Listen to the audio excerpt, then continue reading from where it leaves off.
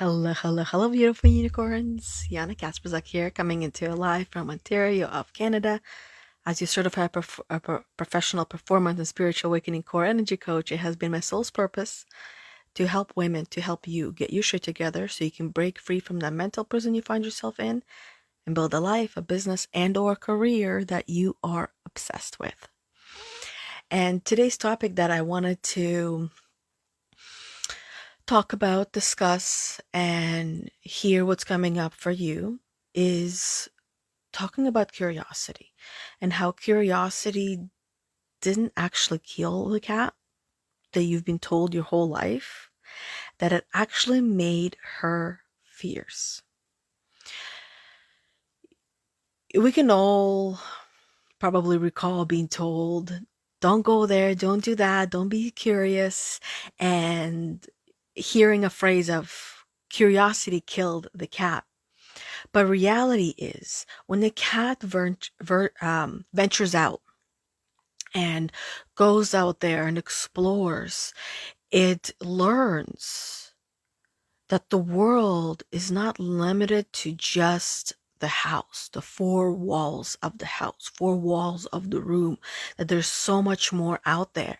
And the cat becomes more and more and more curious. So it goes into one area of the neighborhood, then it goes to another one, and then it meets one neighbor, meets another neighbor, learns that neighbor, no, this neighbor, yes, they'll give me two, no, they'll give me this, or I can go spend some time there. My personal experience with, we have now we so it's not the now, it's the year ago and 2 years ago and three and whatnot years ago. We had two cats. Now we do, but one of them is a kitten. He doesn't go outside yet. But the older one, she likes to go outside. And she's more of the scared cat. She won't go far. She'll only stay in the backyard. And then if anything, she just runs to the door. And the other cat that we had, he would venture out. He would go beyond the backyard very confidently. And the last, not this summer that passed, because he passed last March, but believe it was 2 summers ago, where we came back from vacation and we couldn't find our cat. And we were away for a couple of weeks. And was it a couple of weeks? Anyways, it was a little while that we were away and we couldn't find him. We didn't know where he was. We were freaking out. And then looking for him everywhere outside. And then out of nowhere, he just appeared outside at the door because he decided to go venture out and explore. And he looked like he got in a fight with someone, but we actually think he got in a fight with the spiky tree that we have in the backyard. And he learned the neighborhood. He got to meet some of the neighbors, and he was more mature and more intelligent because of those experiences. And this wasn't the one and only time that he has find a way to escape and sneak out where you don't even see him. And he is so orange, so it was surprising that we didn't see him, but there's a will, there's a way. So we human beings, we are by nature curious creatures. From day one, we are exploring our world through all of our senses, through our eyes, through our nose, through our mouth, through our ears, and of course through our hands. And then we combine all those. So as a child, you would naturally bring things into your mouth, which means that you're seeing it closer, you're smelling it, you're tasting it, and you're touching it with your hand. So you're incorporating all four senses, and maybe even listening to your mom say, no, don't put it in your mouth, right? So all five senses are incorporated. But you are a curious little child who explores the world through all of these God-given senses, these gifts that you've been given. And if, and they are gifts because not everybody has access to the senses. Um, so you were exploring through your little curious mind, um, 1 year old, 2 year old, three, four, five, and so on and on and on. And one thing you might have noticed and recognized is how with every year, miraculously, magically, it's some like woo way of not even recognizing, but this natural part of being a human has been taken away from you. It is no longer the biggest part of you as a human as it once was. And what ends up happening, you become, the conditioning you receive is that your curiosity has now been replaced by fear. So naturally, we want to stay away from everything that we're fearful of, everything that we're scared of, everything that triggers this fear within us, whether it's fight, flight, or hide, right? Freeze. And what if, and this is part of the curiosity, just questioning everything and not being so scared of it, and recognizing that perhaps maybe a lot of those fears are really your curiosity disguising itself as a fear. And you have learned that you're quote unquote going to die if you go towards this fire, if you follow this curiosity, that something is going to happen to you. I'll give you an example how this kind of programming is also put into us when we're really little. When we're curious about something, our parents' reaction, their instant reaction, not response, but their reaction, it caused us to shrink. It caused us to feel fear. And sometimes it might be legitimate, and sometimes it's not. Because fear is also learned as well. Naturally, a child is not scared of anything. And it is a normal and healthy progression of human to learn fears through life. Otherwise, human race would not exist anymore. It would be like the dodo birds, non-existent. Or maybe dodo birds are actually chickens. Who knows? So, in some cases, your parents' reaction was natural because you were about to put your hand in boiling water, or you were about to, jump off the couch, and maybe the couch was really tall, or the bunk bed, or maybe you're just climbing tree like myself, and you weren't scared of heights, and you weren't scared of all these different things that you weren't even aware of. And so naturally, yes, it's a progression. But at the same time, some of these things that you were curious about, let's say arts comes to mind, because this one was a pretty big one for quite a few people, where their parents didn't want their kids to be too artistic because of quote unquote the starving artist. Similar to curiosity killed the cat, which means that if you're going to be an artist, you're going to be starving. Now, if we look in today's day and age, the biggest artists are the ones that are earning the most. So this limited belief that has been given to us, that the starving artist, curiosity killed the cat, is it fair to say that that's a condition, that a limitation has been given to us and been given to our parents and then their parents and their parents, and they've shared everything they possibly can with us to educate us, to help us to not get hurt, that in the end we are the ones that end up getting hurt? And the same thing with our parents, that they're the ones that ended up getting hurt, and they did their best to pass less hurt, less challenges, and less struggles to the next generation and next generation and the next generation. So if we look and think of curiosity as, for many of you ladies, fear, it presents itself as fear. Some cases it is excitement, it is passion, but in other cases it might present itself as fear, where you're naturally curious about becoming the best version of yourself. This was one of my biggest curiosities, and it is still one of my biggest curiosities.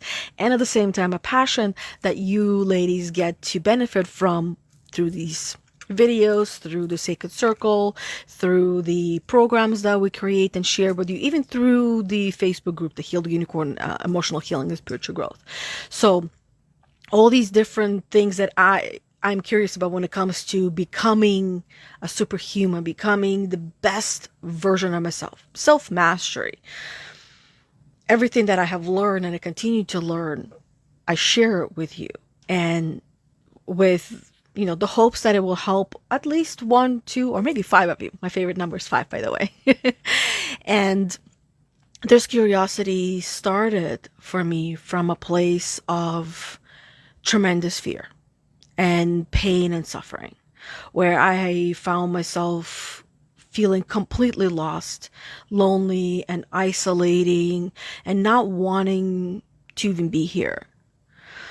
And for some reason, I just kept going, kept putting one foot in front of the other, and then learned one thing and another, and kept learning, and it just became beyond curiosity. It became, in many ways, it became an obsession for a really long period of time there, where I was just obsessively consuming every piece of content that I could that was answering the questions I was curious about. It's very natural to do those things. But prior to that point, this natural part of myself was shushed, was don't ask why, just do as I say. Don't ask questions you don't want to know the answers to. Don't ask questions, it's rude, it's not polite. All of these different conditionings. And these are just a few. I'd love to hear what phrases you heard throughout your life that caused you to stop being curious, to stop asking questions, to just even shut down and just do as you're told. Because it's not limited to these. And then what happens is exactly what I just said. We shut down, we stop asking, we just become an obeying citizen, law-abiding citizen. That's a great movie to watch, by the way. And we just do as we're told, which means that we are silencing and suppressing our true self. And doing our best to fit into the society and the community and the family. But those of you who are watching me and listening to me, you are probably considering yourself the outcast of the family, or the ugly duckling of the family, so to speak. And you never felt like you fit in. And I'm sure you're not the only one. All of your closest friends are probably coming from the same place. And, there's many ways we can look at it, but the way that I would describe it is, in my experience, it was because I was way too curious about everything and anything. That's the reason why I did the things that my parents would have frowned upon. Some things they knew, some they didn't, climbing trees, going to the lakes, the rivers that they told me not to go to, when prior to that I didn't even know those things were there and existed. And the best way I can describe it is, sometimes our parents, when they try to save us and protect us from something, they're giving us information that they wouldn't even know before, and it gives us ideas, and it gives us different things that we become curious about, and we go and explore. So I'm sure all of you have done something like that. Climbing roofs, buildings, once again, going to places where no person or girl should be at, walking on the edge of a 9-story building roof. Yeah, just to name a few. But it made me who I am. It brought me to here. And little by little, especially, I noticed a really big difference. And it could be because I came here to Canada at a prime age where I was 13 years old, really just starting and really beginning going through puberty, and the way that we came here and how everything just worked out, and not knowing the language and being bullied here when I came here, because I was already, I came here in grade 8, and everyone in no one spoke my there was just 2 girls that spoke my language. One of them never spoke to me in our language, and she would only speak to me in English, only to try to shame and ridicule me in front of everyone. And the other one was assigned to me to guide me and help me through, go from one class to another, kind of show me the rope, so to speak, in grade 8. And they came December 1999 in grade 8. And yeah, so that was my introduction to this different part of the world, and I saw how different everything and everyone was. And yeah, more obedient than I was, or a lot of kids were, back in Russia. So back to curiosity. First, I'll say hello, ladies. Hey, Debbie. Hey, Kimberly. Good afternoon to you all as well. And hey, Rebecca. Debbie says, the saying, it is and has always been this way. There's like a, or that. Yeah. Yeah, I think I've heard of that saying. It's like, it's this way, and it's almost like there's nothing you can do about it. So don't even try to change it. Don't even try to think about it differently. This is how it is. So don't even question it. Just listen and believe it, because in many ways, it's like I tell you this is what it is. This is the truth. So you better believe it, and you must obey. Whereas the reality, who decided that this was the truth? Who came up with that? Who does it benefit? All of these curiosity questions. And a lot of people, they don't like when you are, even in this day and age, or maybe even especially in this day and age, where certain people, sections of, trying to say the words that would be obvious, but whatever. Certain sections or governments, certain companies, when you start questioning things, then you like, and they're not giving you the answer, then it's like, okay, what's really going on there? Or they will, the best way to describe it's like they gaslight you. They call you, they label you, and tell you that you're the crazy one, something's wrong with you because you're asking questions when you shouldn't be asking questions. And it's like, why not? Why not?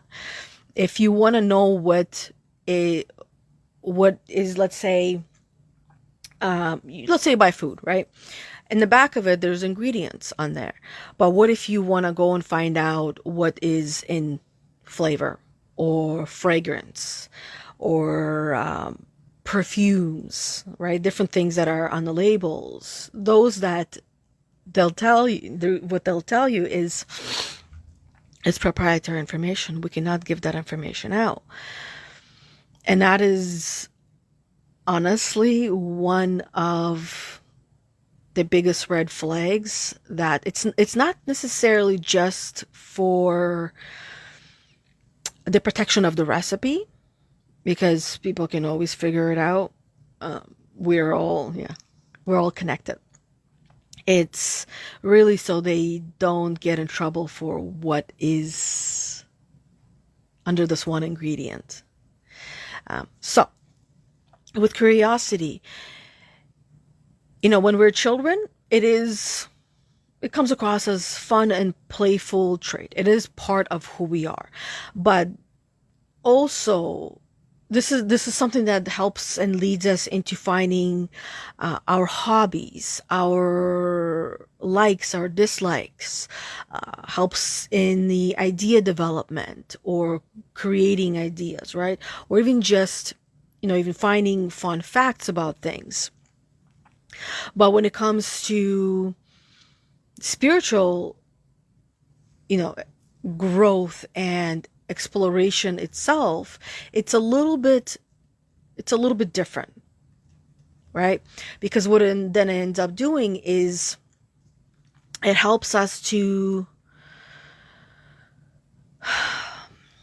learn, is the best way I would describe it. Is it helps us to learn more about ourselves, more about in our internal world and the external world, and see the connections between them, and recognize certain patterns, certain behaviors, certain thoughts, certain conditioning, certain programs that are causing us to live in the way that we're living, to see life through this set of lenses versus our true self. Because most people don't know who they truly are. And it takes time to tap back into that. And the reason why it takes time is because who you are today took years in the making.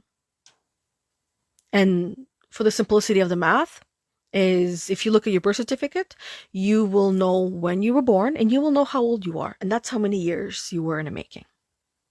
That made you who you are today. But that does not mean that you're limited to who you are today. It just means that now you can pause, you can tap into your curiosity, and you can start asking uncomfortable questions. Start with yourself. And because right now, for most people, the way that they view the world is by looking outside, seeing everything that's wrong with the outside world, and forgetting that if they just put a different shade of glasses, let's say pink or teal or turquoise, whatever your favorite color is, maybe it's sunset, yellow, whatever color, and you put those on, and you will see the world through a different lens, in a different way. And you begin to little by little recognize that you are actually in total control of how you see, view, and perceive things, how you translate the external world, and how it is a reflection of your internal world. So, a simple way I'll put it to you is just one word: love. If you truly, truly, truly love yourself and everything that makes you you, who you truly are today, then chances are you love the external world you live in. But if you don't truly, fully love yourself,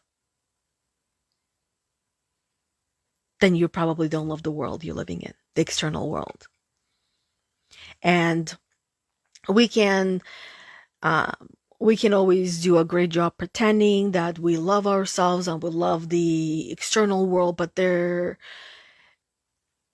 the end of the day, we're just lying to ourselves. So we can continue lying to ourselves, and which means that when we lie to ourselves, then we don't trust ourselves, and we also don't.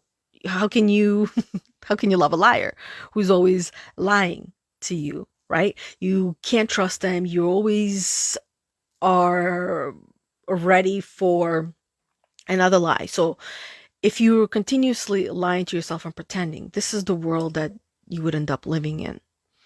But when you start to identify that, hey, I played a role in this, and take responsibility for your part.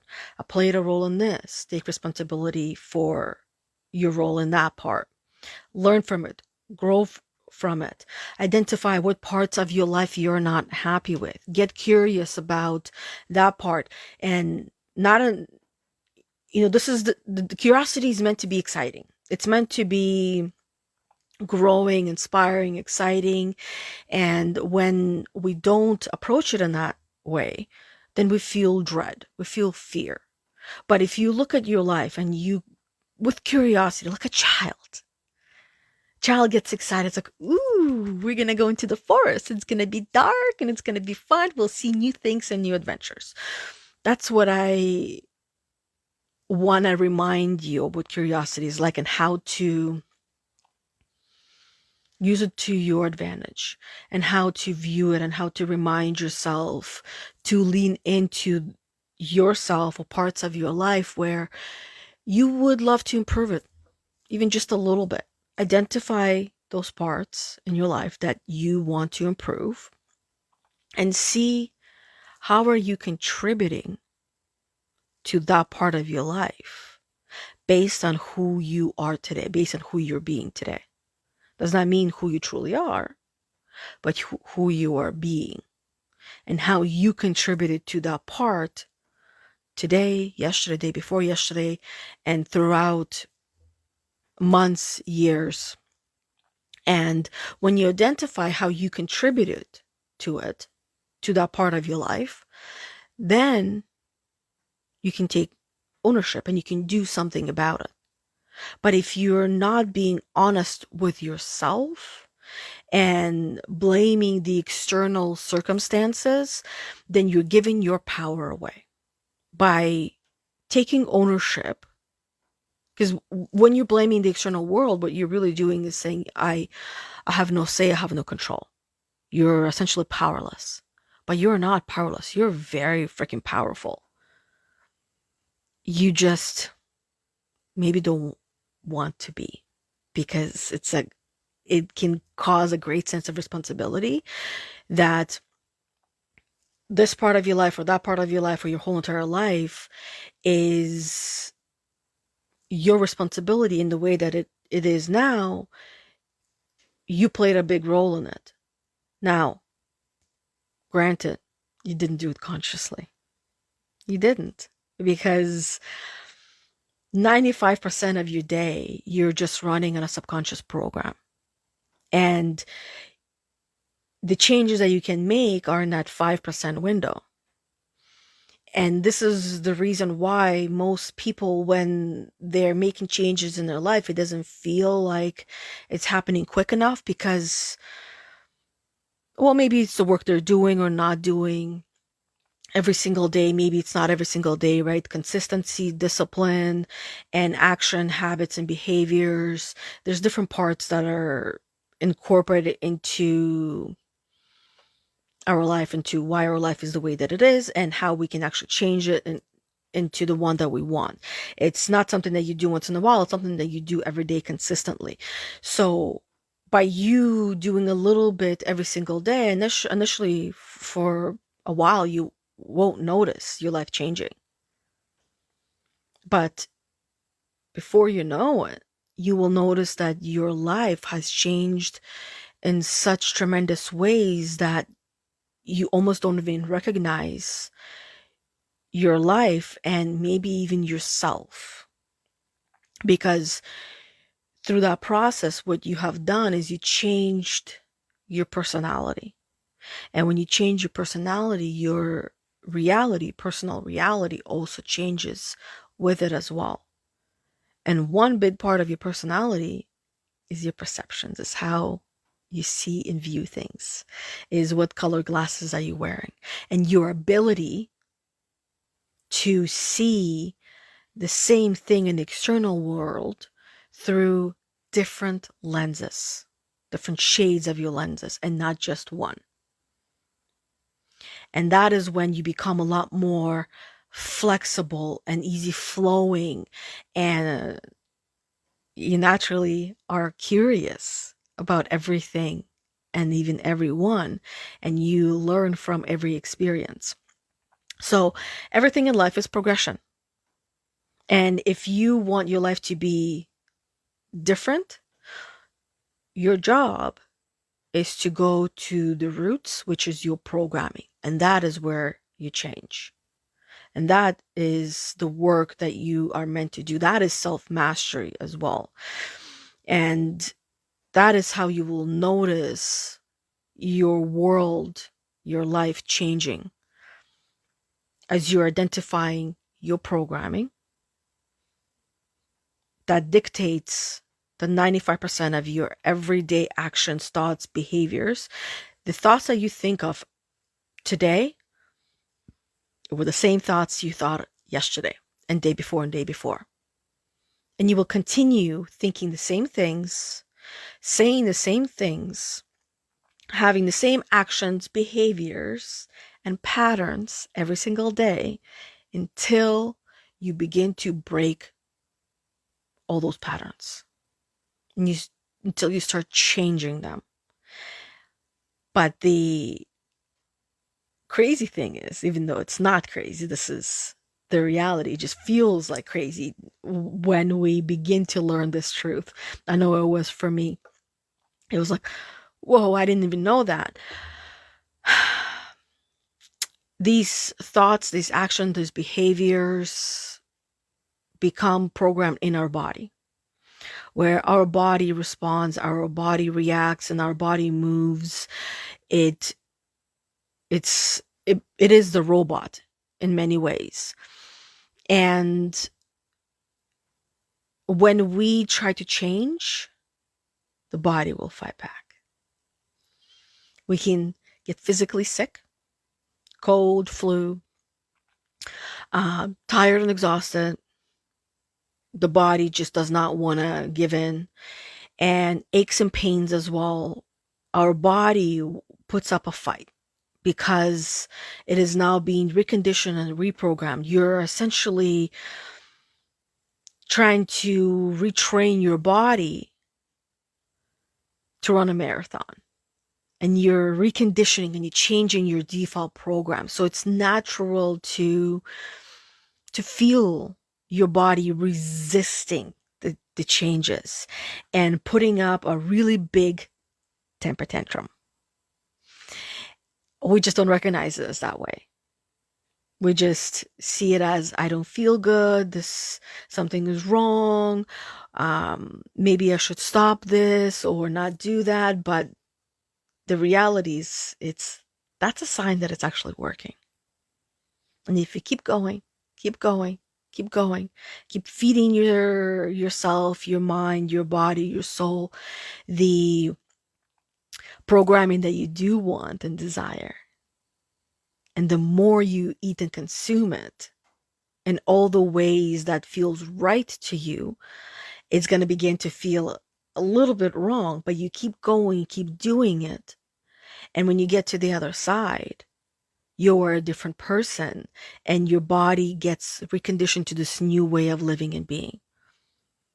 And now you're 95% of the day that you run on that default program is different than it was before. And then you're going to go through another growth spurt, evolution, and it'll be another one and another one and another one and another one and another one. And with each one, it becomes easier, becomes easier, become easier. And one of the things you're going to be doing in this process as well, if you continue this long enough, is that you're going to also recondition your body to not be terrified and scared of change. Because that's what you're trying to do. You're trying to change and grow. And even though consciously you think you want to change and become the best version of yourself, your subconscious tells you otherwise. And it's pretty easy to tell.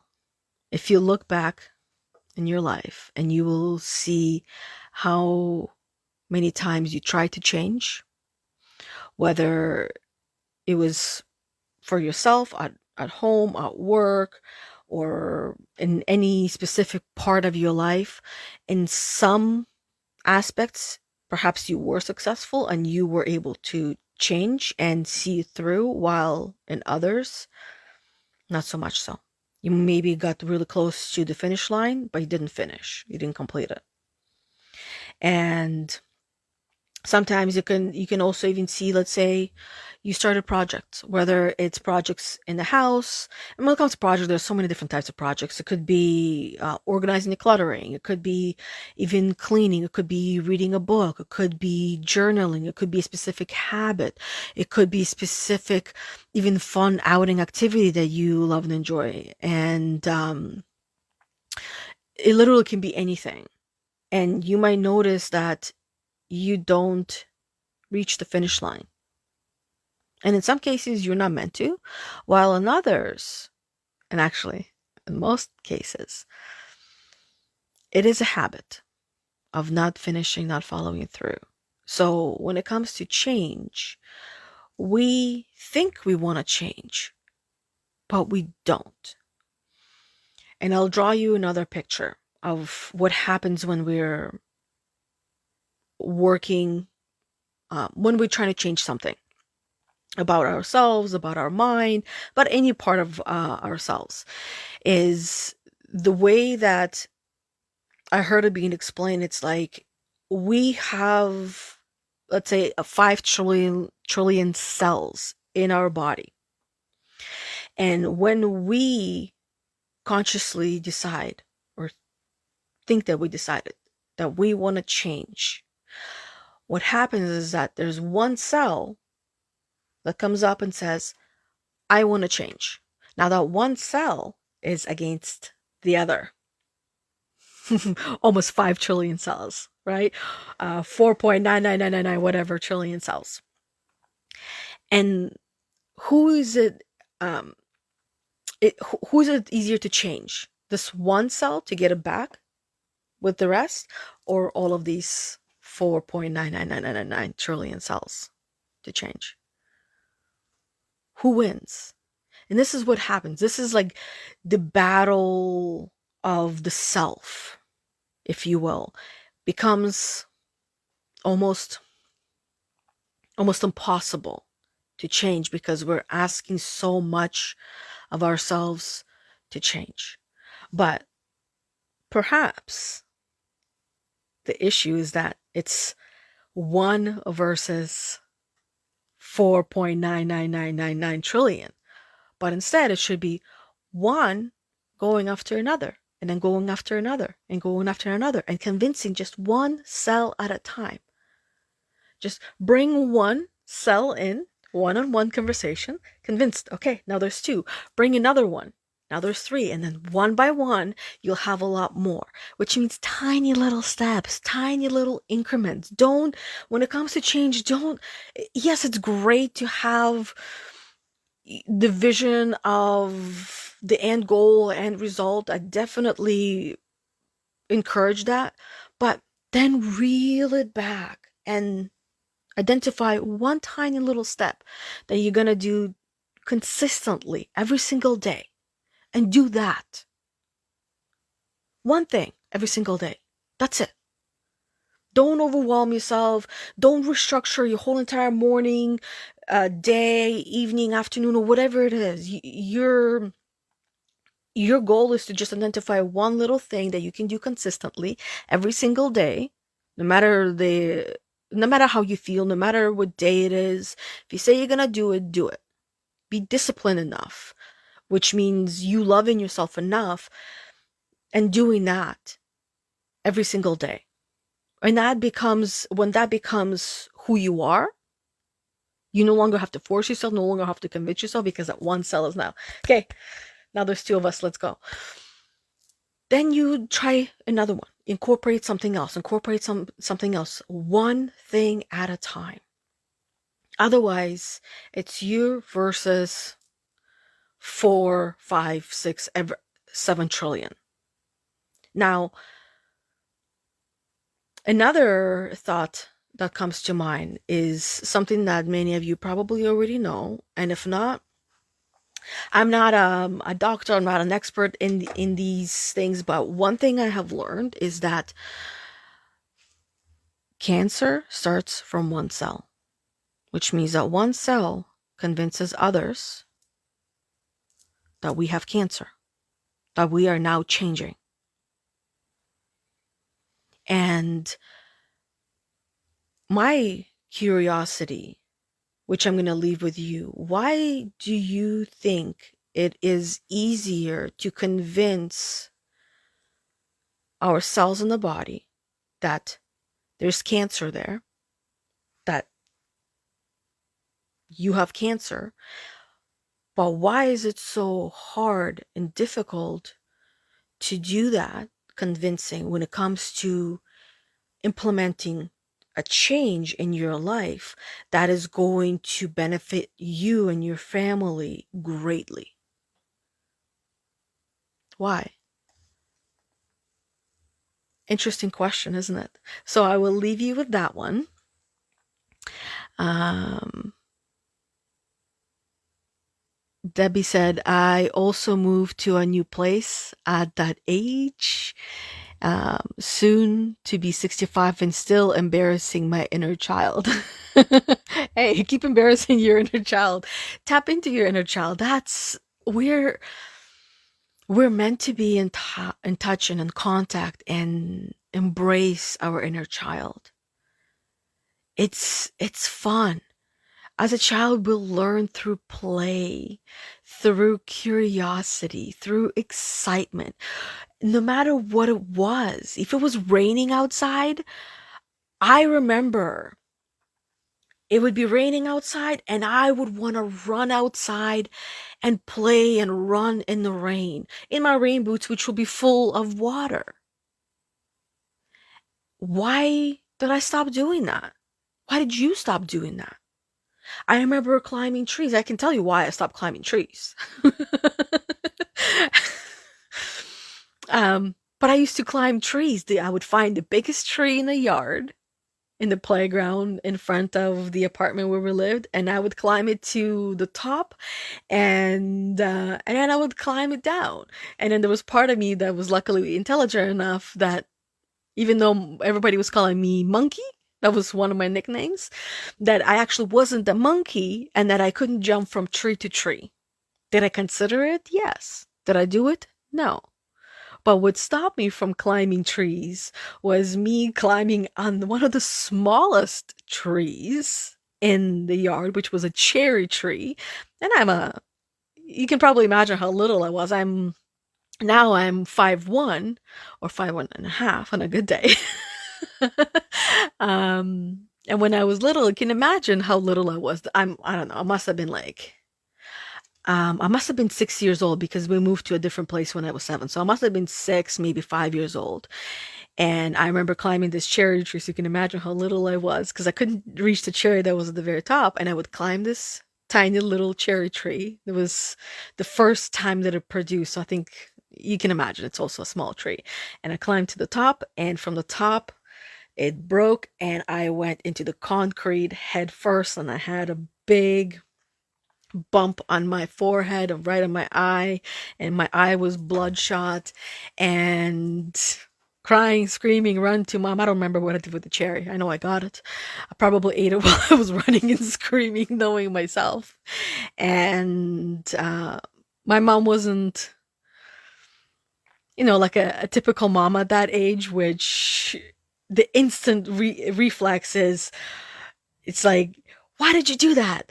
Whack, why did you do that? You should know better, right? But obviously, I didn't know better. That's how we old kids learn. And that's why I learned maybe trees are not my thing anymore. And after that, I don't remember climbing trees anymore. I climbed other things.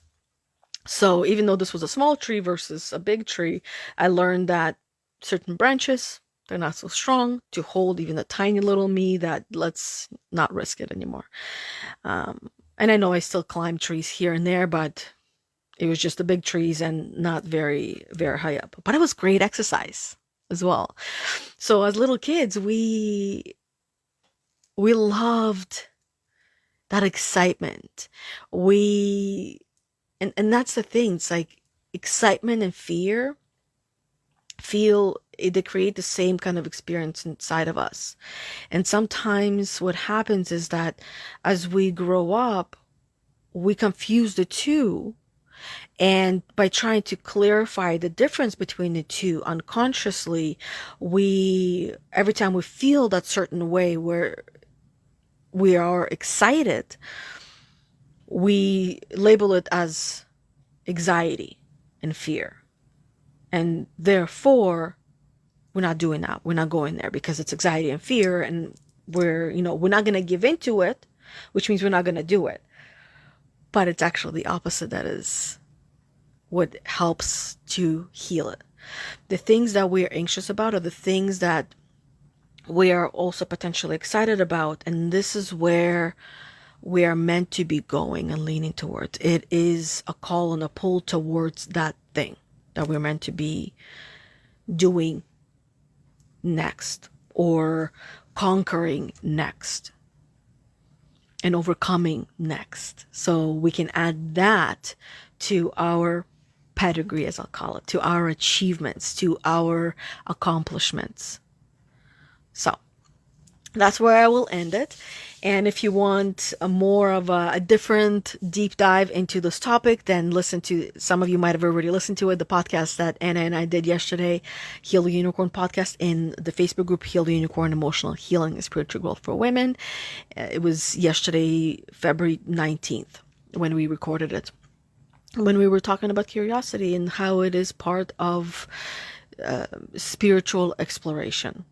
So different conversation on that one, but similarly, it's talking about curiosity at its core and what it is, what it isn't, just like I talked about here, just in many different ways with a lot of my own personal examples here.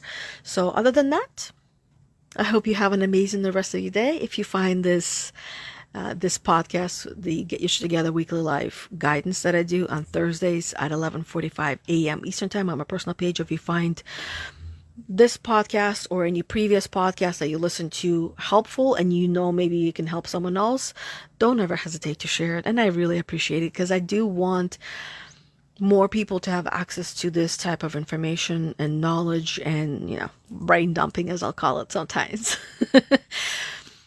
So they too can begin or continue getting their shit together and live the life that they actually want to live and get out of that dark place. I know it's not a fun place to be. Been there, done that. Don't want to go back. And I am doing my darn bestest to help everyone else not go there and not stay there, and just maybe visit it once in a while. So with the intention of growth and evolution and acceptance of your new version of yourself on the other side. So we'll see each other next week at 11:45 for another one of these weekly live guidance with myself. Or maybe I'll see you on Monday in that same group for card reading that I do at 11:45 a.m. Eastern Time. And have an amazing the rest of your day. Have an amazing the rest of your week and weekend until we see each other next time. Bye, ladies.